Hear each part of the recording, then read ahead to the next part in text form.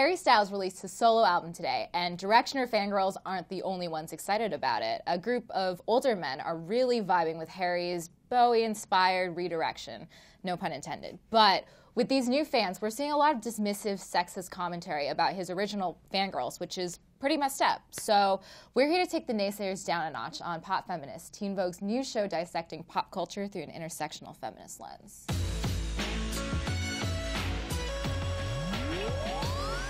Hey guys, I'm your host Sandra Song, and I'm here today with Pitchfork's Quinn Moreland to talk about the pervasive sexism that still surrounds the idea of the fangirl.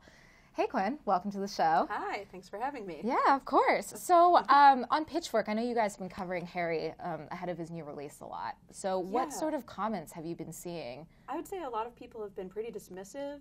I think it's exciting for us as editors because we want to bring in his audience to the site, and we want more people who like One Direction and who like pop music to read Pitchfork. Right, because these people who do like One Direction and all these other sort of boy bands are legitimate fans. Of course. But you know, that said, I know that you guys have been trying to talk a lot on the pitch about sort of the constant delegitimization of fangirls. Yes. Like, they are constantly derided. Yes. For no reason, absolutely, either.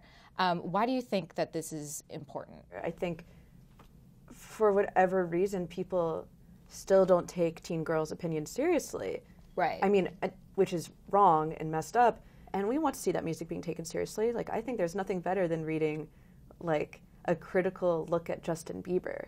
Right. And, like, his music. Well, because that's the music that reaches the masses. The gateway for a lot of young people to political activation is through pop culture. Yes, like, you definitely. see your heroes talking about these important issues, like commenting on important things, and you want to know what's up with that and join in. Also, the new album, I think it's going to turn on a lot of new listeners. I think people who maybe thought like One Direction couldn't play instruments are going to be impressed. Right, because it is a very, as I said, like a Bowie-esque, very Queen, dramatic, like glam, really going back to like sort of the British glam movement. Definitely. And I think that's really exciting, and I think there's a potential to introduce like this younger audience to some of like the gender-bending luminaries of that era, like Freddie Mercury, Bowie himself. And you know, in the same token, he's also sort of branching out in other sort of aspects. He's trying to make his acting debut. Yes. He's in Christopher Nolan's Dunkirk movie, which is going to come out soon. But the problem with that is, on Twitter, there are so many Nolan bros out there, like, I love my man, Christopher Nolan, but I can't deal with all these fangirls that are going to be crowding the theater. They are attaching a lot of adjectives, like crazy, disjointed, scatterbrained, like ridiculous, you know? And like, we see this dismissive terminology so often, and it's so disheartening. Because you can see it as part of a wider sort of problem we have with sexism in general in our society. Mm-hmm. I'm happy that we're not using that word anymore. I think there's a lot of movement in music writing to move away from words like crazy, insane, schizophrenic, words that are very detrimental to mental health. Yes, and general, and are not, have a negative connotation. Totally. I mean, I guess going back to like the Beatles and seeing, you know, like girls running up at Shea Stadium to hitting the barricades and just like they're so excited. I think it also says there's a certain attitude that says like that emotion isn't like good.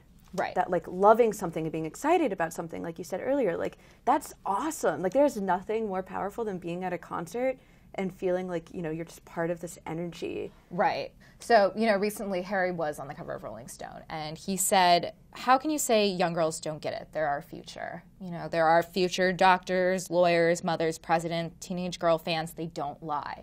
And I think there's something so beautiful about that sentiment, because he's right. Like, these teenage girls, they are wearing their emotions on their sleeves. They're ardent fans. There's no shame in that either. They're fighting for what they believe in. I think it's also important that, you know, that Harry said that. It's certainly not a new sentiment, but it's like, that's awesome. Like, if he realizes the effect that young women have had on his career and on him, and is able to say, like, you know, why are we still dismissing that? And is able to fight for them, like, that's wonderful. Right. I think the moral of the story is that we just need to take these young women seriously, and we need to take what they love seriously because, you know, like anyone else, they're entitled to their own opinion, their feelings, and, you know, expression of whatever they love. Yeah. And that's just such a beautiful thing. And then they can grow up to be music writers like us. Yeah. I mean, it's like Harry Styles said, they're the future. They are the future. So yeah. Well, anyway, thanks guys for joining us this week, and we'll see you next time.